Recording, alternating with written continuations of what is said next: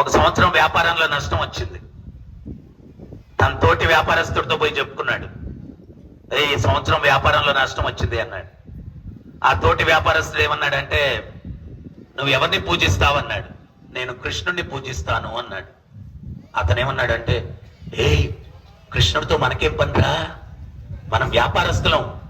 కృష్ణుడిని పూజిస్తే భక్తి, వైరాగ్యం, మోక్షం ఇవన్నీ ఇస్తాడు. మనకు వాటితో పని ఉంది, మనకు కావాల్సింది డబ్బురా, మరి ఎవరిని పూజించాలన్నాడంట. ఆయన భార్య ఉందే లక్ష్మి, ఆమెను పూజించాలి మనం. వీడు కన్విన్స్ అయిపోయి నేరుగా మార్కెట్కి వెళ్ళిపోయి ఒక లక్ష్మీ విగ్రహం తీసుకొని ఇంటికి వచ్చేసి పూజ గదిలో కృష్ణుని విగ్రహాన్ని పక్కకు నెట్టేసి లక్ష్మీ విగ్రహం పెట్టేసి అగరత్తులు వెలిగించి పెట్టాడంట. అయితే అగరత్తుల గాలివాటం పొగ లక్ష్మీ విగ్రహం మీదకి వెళ్ళట్లేదు, కృష్ణుడి విగ్రహం మీదకి వెళ్తుంది.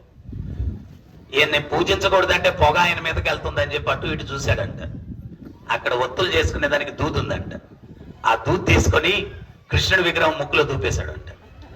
అప్పుడు కృష్ణుడు, భక్తా నీకేం కావాలన్నాడంట.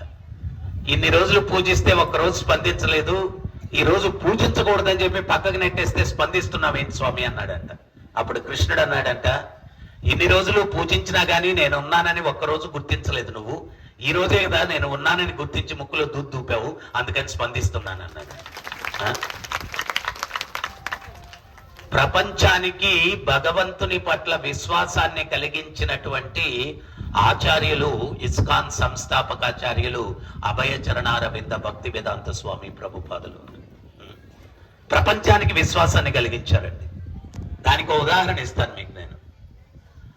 ప్రపంచంలో పాప్ సింగింగ్ అంటారు, మనకు పెద్ద ఐడియా ఉండదు. అంటే ఏదో పిచ్చి పిచ్చి పాటలు పాడుతూ ఉంటారు ఈ ఫారినర్స్, జుట్లు పెంచేసుకొని.